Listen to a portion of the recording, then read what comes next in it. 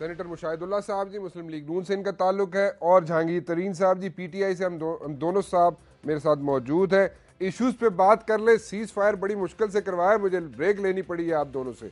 और क्या हम आगे चल सकते हैं? आप कहते हैं जी जहांगीर तरीन साहब जवाब दें कि सिर्फ 4 साल पहले वो हुकूमत में शामिल थे और वहाँ पे वजीर थे और उस वक्त उनके मुंह पे टेप लगी हुई थी। जहांगीर साहब एक दफा जवाब दे ही दे दिए आप।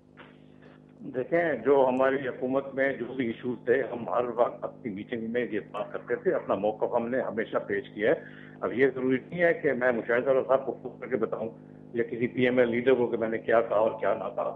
हमने उस जमाने में मेहनत करके जितने काम करने की कोशिश की और इस वक्त जो हालात है उससे बहुत बेहतर हालात है उस वक्त। इनको तो ये अब इसको छोड़े इस बात को, जो हो गया सो हो गया।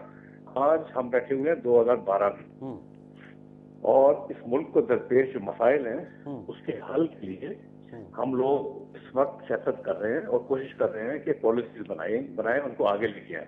जहां तक ये है कि कौन किसने क्या किया, ये अवाम को पसंद है या नहीं है, इलेक्शन होगी, अवाम अपना वर्डिक्ट देगा। जो इलेक्शन तक इंतजार करें और इस तरह के पर्सनल अटैक ना करें और पॉलिसीज बनाए ताकि अवाम के पास आप सोल्यूशन के साथ जाए। जी मुशाहिदुल्लाह साहब, पॉलिसीज कोई बनाई मुस्लिम लीग नून ने? क्योंकि जहांगीर तरीन साहब कह रहे हैं कि लेट्स मूव फॉरवर्ड, जो हो गया आगे चले, कोई पॉलिसीज बनाए, अवाम को कोई रिलीफ दे, इशू बेस्ड जो है सियासत वो की जाए। देखिए, मैंने पहले भी गुजारिश की है। देखिए, मुझे एक बात, मैंने टोटल बात इश्यूज की है, इनके पास मेरा जवाब नहीं है तो ये करें आगे बढ़े। आगे कैसे बढ़े? जो लोग अपनी तारीख भूल जाती हैं उनका जुग्राफिया खत्म हो जाता है। मैं तो ये पूछना चाह रहा हूँ, आज ये सारे मौजूद तुम बने हुए हैं, ची वगैरह बने हुए हैं, इनकलाब लाएंगे, तब्दीली लाएंगे, तो भाई आपको अभी 4 साल पहले 5 साल वजीर रहे ना, उस वक्त क्यों इनकलाब नहीं लाए? और इस मुल्क में जो बर्बादी हुई है, क्या ये इसके जिम्मेदार नहीं है जो अब कौम इनके ऊपर एक बार करे? मैं तो ये सवाल उठा रहा हूँ कि 400 अरब रुपए का सर्कुलर डेट क्यों छोड़ के गए थे? मैं इनसे ये सवाल उठा रहा हूँ कि एक खून पे जब इनका लीडर जो है गिर के उसने सो कॉल्ड वार अगेंस्ट टेरर शुरू की, जिसकी वजह से हमारे 35,000 लोग जो है शहीद हो गए, क्या ये उसके जिम्मेदार नहीं है? क्या स्वाद में जो लड़ाई हुई वो इनकी पॉलिसीज की वजह से नहीं है? क्या खुद को हमले जो हुए वो इनकी पॉलिसीज की वजह से नहीं है? क्या गरीब की हालत बहुत बेहतर हो गई थी? एनर्जी की आज ये बात कर रहे हैं, इन्होंने 1 मेगावाट पैदा नहीं किया। तो मैं अगर इनसे ये पॉलिसीज ही की बात है ना, ये कह रहे हैं मूव फॉरवर्ड, ये तो परवेज मुशर्रफ कहता था, मैं इसलिए तो कह रहा हूँ मैच फिक्स है इनका। जो परवेज मुशर्रफ के जुमले हैं वो ये अदा कर रहे हैं, तो उसके खिलाफ कब बात की है इन्होंने मुझे बताएं। मैं अगर गलत कह रहा हूँ तो मुझे बताएं ना। एमक्यूएम के लिए इनका लीडर ये कहते थे कि जी मैं जहन्नुम तक उनका पीछा करूंगा, कराची से उन्हें बाहर भेज दिया था। तो अब ये कह रहे हैं जी हम लोगों को इकट्ठा करेंगे, उनके खिलाफ नहीं बोलते, हमारे खिलाफ बोलते हैं। ठीक है भाई, अगर किसी के भी सबको इकट्ठा करना तो हमारे खिलाफ क्यों बोलते हैं? आपने कौन सी पॉलिसियां अभी तक पेश की हैं जो हमने जहांगीर तरीन साहब, मुशाहिदुल्लाह साहब का जो सवाल है, जो कंसर्न है, वो ये है कि आपने अभी तक, पीटीआई ने अभी तक कौन सी पॉलिसीज पेश की हैं, उसका सिर्फ जवाब दे दें। जी, हमने पॉलिसीज बिल्कुल क्रिएट की है। एनर्जी की पॉलिसी है, एनर्जी क्राइसिस को सॉल्व करने की है। इस मुल्क में एजुकेशन का जो मसाइल है, देखें पीएमएलएन ने 25 साल हुकूमत की है इस मुल्क में इन वेरियस फॉर्म, 25 साल। और 25 तो 4 साल का हिसाब पूछते हैं, इनसे 25 साल का कोई हिसाब ले। इनसे तो पिछले 4 साल का कोई पंजाब हुकूमत का हिसाब ले ले, जो एक कभी एक पॉलिसी चलाते हैं, साल बाद चेंज करते हैं, फिर एक नया गिमिक शुरू करते हैं। मैं इनके ऊपर जितनी तनकीद करूं पूरा प्रोग्राम गुजर जाएगा और मेरा ये तनकीद खत्म नहीं होगी। अगर हम इस सियासत को इससे बाहर निकलना चाहते हैं और हम चाहते हैं कि हम अपने प्रोग्राम अवाम की तरफ लेके जाएं, इश्यूज के ऊपर सियासत करें और अवाम का जो फैसला होगा उसको तस्लीम करके हम आइंदा इलेक्शन में गवर्नमेंट में आए और जो भी अवाम फैसला करे, अगर हमें अवाम वोट देगी तो हम बार-बार एक सवाल रेज कर रहे हैं। मैं माजरत के साथ आपको इंटरप्ट कर रहा हूँ जहांगीर तरीन साहब। मुशाहिदुल्लाह साहब बार बार एक चीज पूछ रहे हैं कि आपने पॉलिसी अभी तक कौन सी अनाउंस की है, वो उसका जवाब अगर काइंडली आप दे दें। पॉलिसीज हमारी, अब हम सेमिनार रेगुलरली करेंगे, हम सब पॉलिसी अनाउंस करेंगे, इनके सब आपके सामने भी रखेंगे, इनके सामने भी रखेंगे। अच्छा, तो वो कह रहे हैं हम सेमिनार्स करेंगे मुशाहिदुल्लाह साहब, हम करेंगे। ये मुझे पता है 25 साल इन्होंने क्या कर दिया। हमसे हमारी पॉलिसियां पूछ रहे हैं, भाई हमारी पॉलिसियां हमने तो करके दिखाया। ये यानी कि दरोगोई की इंतहा है, झूठ की के कह रहे 25 साल हमने हुकूमत की है। हमारी तो 2 दफा हुकूमत 2.5 साल की थी, उसमें भी हमने टोटल रिफॉर्म। ये कॉमर्स के मिनिस्टर रहे 5 साल, ये पूरे 5 साल जब लाल मस्जिद की बच्चियों के चीथड़े उड़ाए जा रहे थे ये वजीर थे। अच्छा चलो, तो हमने तो 90, 93 में, 97, 99 में स्टॉक एक्सचेंज रिफॉर्म्स हमने की, कस्टम रिफॉर्म्स हमने की, प्राइवेटाइजेशन की पॉलिसी हम लाए, फॉरेन इन्वेस्टमेंट हम लाए, टेली कम्युनिकेशन का इनकलाब हमने बर्पा किया, मोटरवे हमने बनाई, तमाम शहरों का हाल हमने तब्दील कर दिया। ये हमसे पूछते हैं 70 साल मसला पानी का हमने हल कराया, एनएफसी हमने हल किया। ये हमसे क्या पूछ रहे हैं? मैं तो ये कह रहा हूँ भाई कि आप दावे कर रहे हैं बहुत बड़े बड़े, आप सेमिनार करके इस मुल्क के मसाइल हल करेंगे। सेमिनार तो हर तीसरे रोज कोई ना कोई एनजीओ कर रही होती है, क्यों हम अहमक बना रहे हैं लोगों को? मैं ये कहना चाहता हूँ कि जो लोग 4 साल पहले फेल हुए हैं वो आज किस मुंह से कौम को सब्ज बाग दिखाने की कोशिश कर रहे हैं? मैं सिर्फ, मेरा सवाल ये है और कौम समझती है, मेरा सवाल ये है कि आज एमक्यूएम के खिलाफ आप क्यों नहीं बोल रहे? मेरा सवाल ये है कि परवेज मुशर्रफ ने बर्बाद किया इस मुल्क को, आप उससे कुत्ते लेते हैं तोहफे में, ये सारी दुनिया को पता है। क्या लेते हैं तोहफे में? क्या लेते हैं तोहफे में? कुत्ते शेरू, जिसका नाम रखा है इमरान खान ने, शेरू, दुनिया जो हवाइयों गोर लेके आया था। तो मैं कोई फजूल बात नहीं करता, जो डॉक्यूमेंटेड बात है। लेवल यही लो लेवल रहेगा।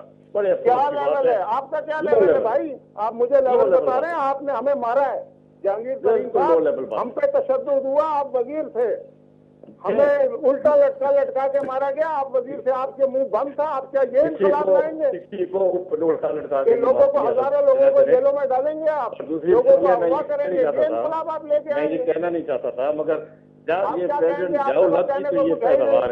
मुझे बताएं, कहना क्या चाहते हैं? ना होते तो ये भी ना होता। आपके पास क्या कहने को? जनरल जिलानी भी धक्का मार दिया, आपके पास तो कोई कॉन्स्टिट्यूशन नहीं है। मैं देखूंगा कैसे आप कह रहे हैं इलेक्शन जीतेंगे, आपकी जमानतें जरूरत होंगी इंशाल्लाह आने वाले बात करते तो आपको आप कहना क्या चाहते हैं? आपको पता है आप क्या रहे थे? ये कह रहे हैं कि सेमिनार करेंगे, एक जनरल जिलानी खूब बना रहे हैं। सेमिनार से क्या होता है? और क्या पॉलिसी है आपकी? मुआशी पॉलिसी मुझे बताएं, क्या कॉमर्स की पॉलिसी है आपकी? कॉमर्स की पॉलिसी मुशर्रफ के दौर में थी, वही होगी ना? आइंदा बर्बादी हुई थी। 4 साल से पंजाब का टोटल प्रोजेक्ट निकाल दिया, कुछ नहीं बचा। और ये अभी तक इतनी पंजाब में कोई करप्ट आदमी नहीं है। आपके दौर में वजीर जेलों से निकाल के करप्ट वजीरों को आपके साथ बिठाया, आप क्या बात करते हैं? पंजाब में किसी एक वजीर पे करप्शन का इल्जाम नहीं है। पंजाब की गवर्नेंस के बारे में आलमी अदारे कह रहे हैं कि सब अच्छी गवर्नेंस है। अच्छा, मैं थोड़ा सा माजरत के साथ ही दोनों से इजाजत चाहूंगा, दोनों साहिबान से इजाजत चाहूंगा। यहाँ पे ब्लेम गेम शुरू हो गया है और इसमें से कोई हल ऐसा सच नहीं निकलेगा। जी मुशाहिदुल्लाह साहब आपका भी बहुत बहुत शुक्रिया, जहांगीर तरीन साहब आपका भी बहुत बहुत शुक्रिया। और यहाँ पे एक ब्लेम गेम शुरू हो गया जी, और मुस्लिम लीग नून और पीटीआई एक दूसरे पे ब्लेम कर रही है जी एक दूसरे को, और किसने क्या किया किसने क्या नहीं किया। पीटीआई वालों ने अभी तक कोई किसी चीज़ का हल, किसी इशू का हल पेश नहीं किया। पीटीआई वाले कहते हैं जी कि हम सेमिनार्स करवाएंगे। मुशाहिदुल्लाह साहब कहते हैं जी कि 4 साल तक जहांगीर तरीन साहब, 4 साल पहले जहांगीर तरीन साहब यहाँ पे वजीर रह चुके हैं, कॉमर्स के वजीर रह चुके हैं, और जनाब उन्होंने अभी तक कुछ नहीं किया। उस वक्त इनके मुंह पे टेप लगी हुई थी, पट्टी बंधी हुई थी, उस वक्त तो बोलते कुछ नहीं थे। सो इट्स लाइक सिचुएशन जहाँ पे एक दूसरे पे यहाँ पे ब्लेम गेम शुरू हो गया। इश्यूज का हल कोई नहीं मिलेगा क्योंकि इश्यूज का अभी तक जवाब पीटीआई के पास भी कोई नहीं है, और जो इतनी दफ़ा हुकूमत कर चुके हैं नून लीग वाले, उनका कहना यह है कि उन्होंने बहुत अच्छे यहाँ पे हुकूमत की है और उन्होंने यहाँ पे दूध की नहरें बहाई हैं। ये तो खैर अवाम फैसला करेगी। मेरे ख्याल में इंतज़ार कर लेते हैं कुछ अर्सा, अगर इलेक्शन हो गए तो फिर उसमें पता चल जाएगा कौन कितने पानी में। लेकिन इस वक्त जलसे जो हैं जी वो बड़े अच्छे चल रहे हैं जी, चाहे वो नून का जलसा हो चाहे वो पीटीआई का जलसा हो, बड़े से बड़े जलसे हो रहे हैं यहाँ पे। और क्या एक मरतबा फिर रिपीट करूँगा जी कि वज़ीर आज़म यूसुफ रज़ा गिलानी जनवरी के महीने में घर चले जाएंगे, और अगर जाएंगे तो कैसे जाएंगे, वो उनके जाने का तरीका कार क्या होगा। मुशर्रफ वापस आएंगे जी, और मुशर्रफ 8 तारीख को वापसी का उन्होंने ऐलान करेंगे कराची के जलसे में जी। वो 29, 30 और 31 जनवरी किसी दिन भी वापस आएंगे जी। 1 तारीख वो उसमें से डिसाइड करेंगे और जलसे में ऐलान करेंगे। कंफर्म डेट जलसे में 8 तारीख के कराची के जलसे में देंगे वो जी। और क्या वापस आके मुशर्रफ कोई यहाँ पे चेंज ला सकेंगे? मुशाहिदुल्लाह साहब जनाब बड़ी उन्होंने ताबकतोड़ हमले किए पीटीआई पे और उन्होंने कहा जी कि एमक्यूएम के खिलाफ नहीं बोलती पीटीआई और ना मुशर्रफ के खिलाफ बोलती है। एमक्यूएम वालों से बात कर लेते हैं जी। वसीम अख्तर साहब मेरे साथ मौजूद हैं, उनसे पूछ लेते हैं कि क्या इसमें कितनी सदाकत है और क्यों, क्या वाकई ऐसे है या नहीं है, और क्या ये हश किया जा रहा है मसला खुद जान के या कुछ और मसला है जी। जी अस्सलाम वालेकुम वसीम अख्तर साहब। वालेकुम सलाम। कैसे हैं आप जी? खैरियत से हैं? जी अल्लाह का करम। अच्छा, ये 29, 30 या 31 इन तीनों दिनों में से किसी दिन मुशर्रफ वापस आएंगे जी। जनवरी के महीने की बात कर रहा हूं जी मैं। और पीटीआई ना आपके खिलाफ बोलती है ना मुशर्रफ के खिलाफ बोलती है। मुशाहिदुल्लाह साहब ने अभी पूरा एक सेशन कर दिया और उन्होंने पीटीआई वालों पे इल्जाम लगाया। क्यों नहीं बोलती जी पीटीआई आपके खिलाफ, एमक्यूएम के खिलाफ? राणा साहब, मैं समझता हूं कि ये सवाल तो पीटीआई से किया जाए। मैं क्या बताऊं कि वो क्यों नहीं बोलती। ये कुछ तो बता दें वसीम अख्तर साहब, कुछ तो कह दें। देखिए, हर जमात का एक अगर जलसों की बातें कर रहे हैं और पीटीआई जिस तरह से एक्टिव हुई है पूरे मुल्क में, तो हर जमात का एक जमहूरी हक है। और ये हक उसने मेरे ख्याल में मीनारे पाकिस्तान से शुरू किया था, जो पंजाब में वाक़ है। लाहौर में मीनारे पाकिस्तान में काफी अच्छा बड़ा जलसा किया था उन्होंने, और उसके बाद फिर ये पूरे मुल्क में मुख्तलिफ सूबों में जलसे करते रहे हैं। तो मैं समझता हूँ हर एक को अपना जमहूरी हक का इस्तेमाल करना उसका हक है। और वो जाहिर है जमहूरियत में ये होता है राना साहब, लोग अपने अपने मैनिफेस्टो, अपनी अपनी जो तजावीज होती हैं वो अवाम के सामने रखती हैं कि हम अगर इलेक्ट होके आएंगे तो हम अवाम के लिए ये करेंगे। तो मैं समझता हूँ वो अपना हक अदा कर रहे हैं। दैट से जिससे ज्यादा तो मैं क्या बता सकता हूँ कि हमारे खिलाफ क्यों नहीं बोलते, तो ये तो उनसे सवाल किया जाए। नहीं, उनसे सवाल तो किया जाए लेकिन उसका जवाब गोल हो जाता है। पीटीआई से हमने पूछा लेकिन वो जवाब गोल हो गया। एनीवेज, मैं एक चीज पूछना चाहूंगा। देखें, 90 एक ऐसी जगह है जहां पे हर हुकूमत बनाने वाला हाजिरी देता है हुकूमत बनाने से पहले। आप उसके बाद जब हुकूमत बन जाती है तो सबसे गंदे लोग जो होते हैं वो एमक्यूएम वाले बन जाते हैं। तो इस बार अगर पीटीआई की हुकूमत बनती है और 90 पे एक दफा फिर हाजिरी देते हैं इमरान खान साहब, तो क्या इल्हाक होगा? देखिए राना साहब, ये कबल वक्त है। अगर कोई हम बात करें, इलेक्शन के रिजल्ट पे डिपेंड करता है कि कौन मैंने इसीलिए अगर बड़े जोर से कहा जी, मैंने इसीलिए अगर कल लफ्ज जो है ना बड़े जोर दे के बोला जी। अगर ऐसा होता है और इलेक्शन के बाद रिजल्ट्स जो आते हैं सबके सामने होंगे, वो उसके बाद ही कोई फैसला किया जा सकता है। और अगर जहां तक 90 पे आने की बात है तो मैं समझता हूँ सियासत में किसी का भी दरवाजा बंद नहीं होता है। कुछ जमातें हैं जिन्होंने माजी में गलतियां की, दरवाजे बंद करने की कोशिश की, ऐसा होता नहीं है। तो जो भी जमात एमक्यूएम के हेड ऑफिस में आएगी, अल्ताफ भाई घर आएगी, हम उसका इस्तकबाल करेंगे, वेलकम करेंगे उसे। और मुल्क की बेहतरी के लिए चाहे वो कोई भी हो, अगर उसकी पॉलिसीज ऐसी हैं, उसकी सोच मोरूसी सियासत के खिलाफ है, फ्यूडलिज्म के खिलाफ है, करप्शन के खिलाफ है, तो और फंडामेंटलिज्म के खिलाफ है, तो हम बिल्कुल उसका साथ देंगे इंशाल्लाह। ठीक है जी, बहुत बहुत शुक्रिया हमसे बात करने का जी। वसीम अख्तर साहब जी, एमक्यूएम से इनका ताल्लुक है जी। वो कहते हैं जो भी 90 आएगा, चाहे उसके जो भी उसके ख्यालात हैं, जिस तरह के अगर अच्छे ख्यालात हैं करप्शन के खिलाफ अगर वो बोलते हैं, या कोई उनके पास कोई एजेंडा है, जो मकसद उनका कहने का ये था वसीम अख्तर का कि अगर उस पार्टी के पास कोई एजेंडा है और वो 90 अल्ताफ हुसैन के घर आते हैं जनाब, तो फिर उससे इल्हाक बिल्कुल हो सकता है। क्यों नहीं हो सकता है जी? बिल्कुल हो सकता है।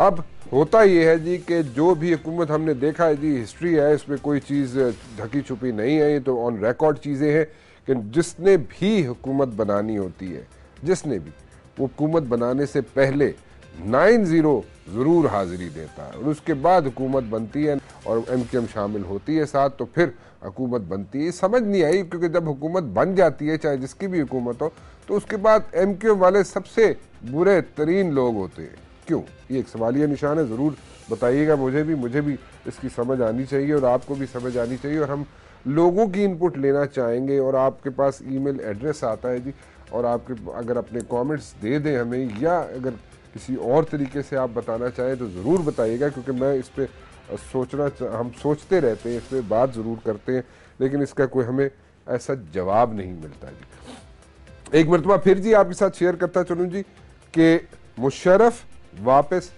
आएंगे जनवरी के महीने में जी, दुबई से पाकिस्तान आएंगे 29, 30 या 31 जनवरी, इन तीनों में से एक दिन मुंतखब किया जाएगा जी, उस पर वो वापस आएंगे पाकिस्तान, और उनके साथ नेशनल और इंटरनेशनल मीडिया और उसके अलावा कुछ और लोग भी उनके साथ आएंगे। कमर्शियल फ़्लाइट्स इंगेज की जाएंगी जी, और उसमें वो वापस आएंगे। शहर किस में लैंड करेंगे वो भी 8 तारीख के कराची के जलसे में वो इसका ऐलान करेंगे जी। मुशर्रफ खुद ऐलान करेंगे कि वो कहाँ आएंगे, कहाँ लैंड करेंगे, और हतमी तारीख का भी फैसला वो खुद करेंगे 8 जनवरी को कराची के जलसे में जी।